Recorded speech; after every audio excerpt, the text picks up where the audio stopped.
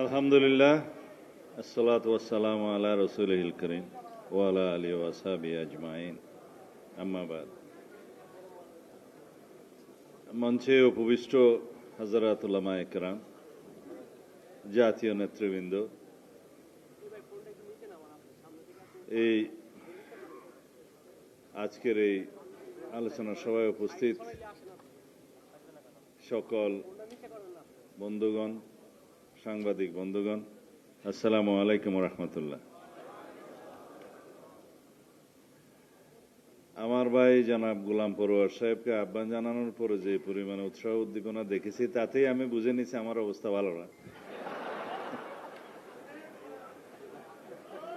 এখানে আছে আছে না, আপনারা অনেকে টায়ার্ড হয়ে গেছেন বক্তৃতা শুনতে শুনতে, সেজন্য এখানে আমি আর আমার ভাই হাসনাতি হচ্ছে অড নাম্বার আর কি, শার্ট প্যান্ট, আরো একজন আছে এখানে। বাংলাদেশের যে জনসমষ্টি, আমরা যেহেতু স্ট্যাটিস্টিক্সটা বাংলাদেশে সবসময় সঠিকভাবে জানা যায় না, এবং স্ট্যাটিস্টিক্যালি বাংলাদেশের সব সূচক নির্ধারণ করা হয় পৃথিবীর অন্যান্য দেশের মতো, কিন্তু স্ট্যাটিস্টিক্সই গন্ডগোল সর্ববিষয়ে। কোথাও দেখা হয় খাদ্যে স্বয়ংসম্পন্ন, আসলে না। আর কোথাও দেখা হয় জনসংখ্যা 16.5 কোটি অথবা 15 কোটি, আসলে 18 কোটি। যেহেতু পার হেড যে ইনকাম বা জিডিপি হিসাব করা হয়, তাতে গন্ডগোল দেখানোর জন্য এটা অতীতে হয়েছে। আমাদের সর্বাগ্রে পরিসংখ্যান ব্যুরোকে সঠিক তথ্য দিতে হবে, এটা ঠিক করতে হবে জাতির অগ্রগতির জন্য। তা না হলে আমরা কখনো পরিসংখ্যান পাই না। এই কথা এই জন্যই বলছি, আমরা কেউ বলি 90% মুসলমানের দেশ বাংলাদেশ, কেউ বলে 92% মুসলমানের দেশ বাংলাদেশ। তার মানে আদমশুমারির যে জরিপ, সেই জরিপটা আরো সঠিকভাবে আমাদের প্রণয়ন করতে হবে, একদম দশমিক সহ বলতে হবে। তারপরেও যদি ধরে নেই সর্বনিম্ন 90% মুসলমানের দেশ, এখানে এখানে ধর্মীয় প্রভাব যারা সংখ্যাধিক্য থাকে তাদের রাষ্ট্রের সমস্ত ক্ষেত্রে থাকে, এটাই স্বাভাবিক, এটাই নিয়ম। তবে অবশ্যই সংখ্যায় যারা কম, সংখ্যালঘু, বিভিন্ন ধর্মাবলম্বী, ধর্মগোষ্ঠী, জাতিগোষ্ঠী, ভাষাভাষী, বিভিন্ন সংস্কৃতি, তাদের স্বাধীনতা এবং নিরাপত্তা রক্ষা করা, নিশ্চিত করার দায়িত্ব সাংবিধানিকভাবে সকলের উপর, আমাদের সবার উপর। এটা বাংলাদেশের সংবিধান তাই বলে এবং তাই বলা উচিত। এখন প্রশ্ন আসলো আজকের এই সেমিনারে প্রাথমিক শিক্ষাক্রম ধর্ম ও নৈতিক শিক্ষা বিষয়ে শিক্ষক নিয়োগের দাবিতে অনেকটা। তা আমি জিজ্ঞেস করছিলাম, আমার কাছে সঠিক তথ্যটা নাই যেহেতু, যে আমাদের প্রাথমিক পর্যায়ে ধর্মীয় শিক্ষার, ধর্ম ও নৈতিকতার শিক্ষার শিক্ষকের পদ বর্তমানে আছে কিনা, এটা ডক্টর খবির বলতে পারবে। বর্তমানে নাই, বুড়া হয়ে গেল আমার ছোট ভাই, সেই জন্য আর কি। মহসিন আলের ছোট ভাই বিসিএস এ আমাদের কয়েক ব্যাচ পরে জয়েন হয়েছে। তো আমি অনেকবার কথাবার্তা বলেছি ডক্টর খবিরের সাথে। তো যেহেতু এখন জানলাম যে আমাদের পদ সৃজন করতে হবে, তো সুতরাং নিয়োগের বিষয়টা এখানে যে দাবি উঠছে, তার আগে ওই শব্দটা লাগানো উচিত ছিল যে প্রাথমিক পর্যায়ে ধর্মীয় বা ধর্ম ও নৈতিক শিক্ষা বিষয়ক শিক্ষকের জন্য পদ সৃজন করতে হবে। পদ সৃজন করে অর্থ মন্ত্রণালয়ের অনুমোদন সহ বাজেট প্রভিশন করে তারপরে নিয়োগের ব্যবস্থা করতে হবে। তো এখন যে দাবিটা উঠছে যে নিয়োগের ব্যবস্থা, তাতে মনে হয় যেন সরাসরি নিয়োগ দিবে, এখন পদ সৃজন টিজন পরে হবে, অর্থায়ন পরে হবে, তা নয়।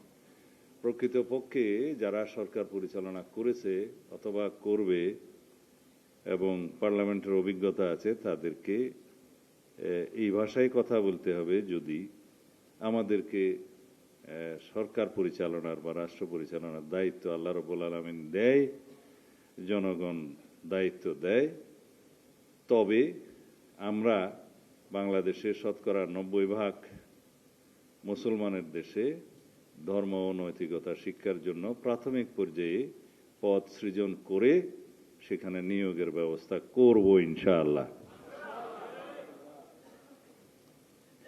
সেই ক্ষেত্রে সকলেরই সহযোগিতা প্রয়োজন, জাতির ঐক্য প্রয়োজন। এখানে প্রশ্ন আসবে, যারা শতকরা 10% জনসমষ্টি, তাদের বিষয়ে কি বক্তব্য থাকবে? আমরা যখন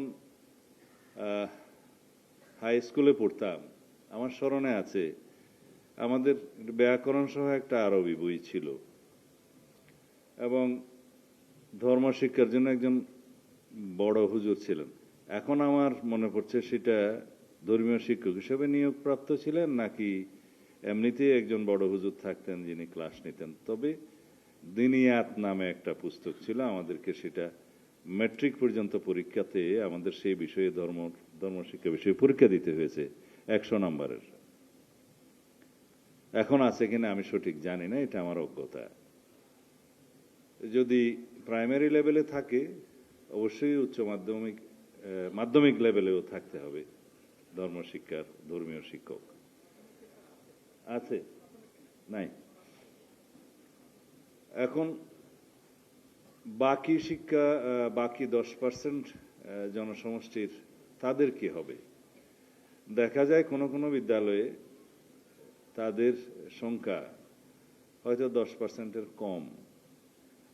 আর এটা আমাদের দেশে যেহেতু হিন্দু ধর্মাবলম্বীদের, সনাতন ধর্মাবলম্বীদের সংখ্যা সেই 10%-এর মধ্যে বেশি, অনেকে বলে এটা 7 to 8%, তারও বেশি হতে পারে। বাকি খ্রিস্টান, বৌদ্ধ এবং অন্যান্য ধর্মাবলম্বীদের সংখ্যা আর একটু কম। সেই বিবেচনায় ধর্মীয় নৈতিক শিক্ষার শিক্ষক যদি প্রত্যেক বিষয়ভিত্তিক নিয়োগ দিতে হয়, সেটাও আলোচনা করেই করতে হবে। আমরা কাউকে বঞ্চিত করতে পারবো না, সেটা শিক্ষার্থীর সংখ্যার ভিত্তিতেই সেটা নির্ধারণ করা উচিত হবে সমতা বজায় রাখার জন্য। সেটা পরে আলোচনা হবে। আজকের জন্য যা বলতে পারি, নীতিগত কথাগুলো একটু পরে বলবো। সিদ্ধান্তমূলক কথা বা আমাদের প্রতিশ্রুতিমূলক কথাগুলো আগে বলি। যদি আমরা রাষ্ট্র পরিচালনার দায়িত্বে নিয়োজিত হতে পারি জনগণের সমর্থনে, মহান আল্লাহ রাব্বুল আলামিনের রহমতে, তাহলে আমরা প্রাথমিক পর্যায়ে ধর্ম ও নৈতিকতা বিষয়ে শিক্ষক নিয়োগের জন্য পদ সৃজন এবং নিয়োগের ব্যবস্থা নেব ইনশাআল্লাহ। কেউ তো তালি দিল, কেউ তো এগ্রিড হল। যে বিষয়ে কথা বলতে আসলাম সেই বিষয়ে প্রতিশ্রুতি দেওয়ার পরে যদি ঠান্ডা থাকে তাহলে কিভাবে হবে?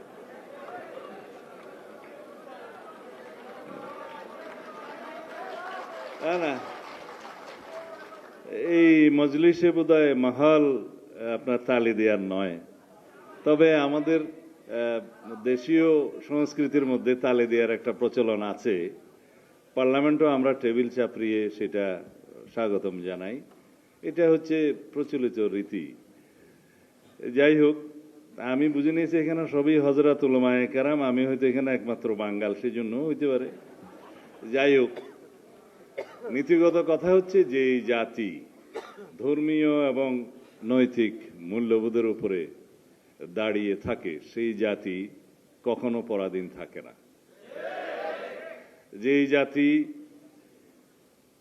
অধিকার করার জন্য, যেই জাতিকে অ্যাগ্রেশন করার জন্য, ইংরেজি শব্দগুলো সোজা, যেই জাতির উপরে হেজিমনি ক্রিয়েট করার জন্য, মানে আধিপত্য বিস্তার করার জন্য প্রথমে তাকে নীতি নৈতিকতায়, শিক্ষায়, সংস্কৃতিতে আঘাত করতে হয়।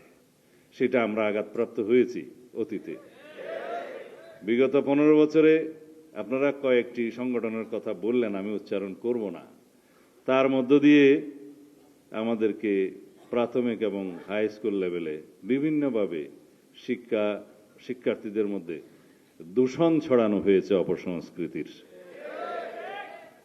এবং বিভিন্নভাবে এটা ধর্মীয় আধিপত্য, সাংস্কৃতিক আধিপত্য বিস্তারের চেষ্টা করা হয়েছে, যাতে জাতিকে গোড়া থেকেই ধ্বংস করে দেয়া যায়। তার বিপরীতে আমাদেরকে নৈতিক শিক্ষা, ধর্মীয় শিক্ষা, সামাজিক মূল্যবোধ এগুলো প্রতিষ্ঠা করতে হবে প্রাইমারি লেভেল থেকে সর্বপর্যায়ে। তাহলেই পরে আমরা জাতিগতভাবে শক্ত ভিত্তির উপরে, মূল্যবোধের ভিত্তির উপরে, ধর্মীয় মূল্যবোধের ভিত্তির উপরে, সামাজিক মূল্যবোধের ভিত্তির উপরে, পারিবারিক মূল্যবোধের ভিত্তির উপরে আমরা দাঁড়িয়ে থাকতে পারব। নীতি নৈতিকতাহীন অপসংস্কৃতিতে নিমজ্জিত কোনো জাতি ধ্বংস হতে বেশি সময় লাগে না। বলা হয়ে থাকে কোনো জাতিকে যদি ধ্বংস করতে হয়, অ্যাটম বোমার চাইতে বেশি কার্যকর হলো যে সেই দেশের শিক্ষা ব্যবস্থাকে ধ্বংস করতে হবে। সেই জায়গায় আমরা প্রায় বোধহয় আক্রমণের শিকার হয়েছিলাম। এখন আমাদেরকে উদ্ধার হতে হবে। এই যে আমার ছোট ভাই বলে গেছে যে জিপিএ 5+, এই আরো কি কি বলে, গোল্ডেন 5, এগুলো দিয়ে বলা হয় যে এক লাইন হয়তো সে বলতে পারে না, বলে যে তুমি জিপিএ 5 পেয়েছো, এটার ইংরেজি বলো, বলতে পারে না, বিশ্ববিদ্যালয়ে ভর্তি হতে পারে না। এইভাবে শতকরা হারে, গড়পড়তা হারে পাশ দেখিয়ে আমাদের শিক্ষা ব্যবস্থাতে একটা ধস নামিয়ে দিয়েছে। এখান থেকে আমাদের মুক্তি পেতে হবে। আমাদের জাতিকে যদি আমরা পুনর্গঠন করতে চাই, আমি পুনর্গঠনটা এই জন্যই বললাম যে একটা ছাত্র জনতার গণ অভ্যুত্থান পরবর্তী পরিস্থিতিতে নতুন প্রত্যাশা, নতুন অঙ্গীকার অনুসারে এবং শহীদের অঙ্গীকার অনুসারে আমাদেরকে সেই আঙ্গিকে এই জাতি পুনর্গঠন করতে হবে। এখানে আপনারা প্রশ্ন তুলতে পারেন, জাতি কি আমরা নেই? জাতি আমরা অবশ্যই আছি, কিন্তু জাতি যায় সংস্কারের মধ্য দিয়ে, নতুন চাহিদার মধ্য দিয়ে, নতুন প্রত্যাশার মধ্য দিয়ে। সেই প্রত্যাশা অনুযায়ী আমাদের এখন আমরা রক্তস্নাত বাংলাদেশে যে প্রত্যাশা সৃষ্টি হয়েছে শহীদের অঙ্গীকার নিয়ে, আমাদেরকে সেই নতুনভাবে জাতি পুনর্গঠন এবং নতুন বাংলাদেশ আমাদেরকে সৃজন করতে হবে। যেই বাংলাদেশে আমাদের প্রধানতম উদ্দেশ্য হবে সাম্য, মানবিক মর্যাদা, সামাজিক সুবিচার, ন্যায় বিচার প্রতিষ্ঠা করা। তাহলেই পরে আমরা আমাদের কাঙ্ক্ষিত সংস্কারকৃত রাষ্ট্রীয় গণতান্ত্রিক শক্তি ফিরে পাব এবং আমরা শক্তিশালী ন্যায় বিচার ভিত্তিক গণতান্ত্রিক রাষ্ট্র এবং সমাজ এবং সরকার ব্যবস্থা বিনির্মাণের জন্য সংকল্পবদ্ধ ইনশাআল্লাহ। যদি আমরা সবাই ঐক্যবদ্ধ থাকি, তাহলে পতিত ফেসিবাদের কোনোদিন পুনর্জাগরণ হবে না। যদি আমরা ফেসিবাদ বিরোধী জাতীয় ঐক্যকে সমুন্নত রাখি, ইনশাআল্লাহ বাংলাদেশে ফেসিবাদের কোনোদিন উৎপত্তি এবং উৎপাত দুটোটাই হবে না। আমরা যদি ঐক্যবদ্ধ থাকি, এই জাতিকে আমরা আমাদের কাঙ্ক্ষিত উন্নতির দিকে, সমৃদ্ধির দিকে নিয়ে যেতে পারবো ইনশাআল্লাহ। সেই জাতি হবে ধর্মীয় মূল্যভিত্তির উপরে দাঁড়িয়ে, শক্ত ভিত্তির উপরে দাঁড়িয়ে, সামাজিক মূল্যবোধের উপরে দাঁড়িয়ে এবং গণতান্ত্রিক সংস্কৃতির উপর দাঁড়িয়ে একটি শক্তিশালী রাষ্ট্র। আমরা সেই দিনের অপেক্ষায় আছি ইনশাআল্লাহ। আমি আমার বক্তব্য আর লম্বা করতে চাই না, শুধু আপনাদের কাছে অনুরোধ রাখবো যেন আমাদের সকল গণতান্ত্রিক শক্তিগুলোর মধ্যে ঐক্য থাকে, সেই প্রার্থনা আমরা করি। আমরা আমাদের মধ্যে যেন বিভক্তি সৃষ্টি করে ফেসিবাদকে সুযোগ এনে না দেই। সেই আল্লাহ রাব্বুল আলামিন আমাদের সেই প্রার্থনা কবুল করুন, আমিন। খোদা হাফেজ। আসসালামু আলাইকুম ওয়া রাহমাতুল্লাহ। আলহামদুলিল্লাহ, আমরা আমাদের অনুষ্ঠানের শেষ